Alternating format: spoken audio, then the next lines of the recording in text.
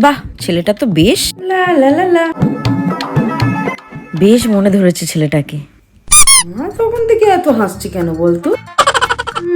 জিজ্ঞাসা করতে হবে তো। ও মামা, তুমি ফোনে কি দেখছো গো যে এত হাসছো? এই দেখ না মানা, ছেলেটা কেমন, তোর পছন্দ হয় কি দেখতো। মা, তুমি এখন আবার বিয়ে করবে? তুমি এই বয়সে যদি আবার বিয়ে করো, আমার বাবার কি হবে মা?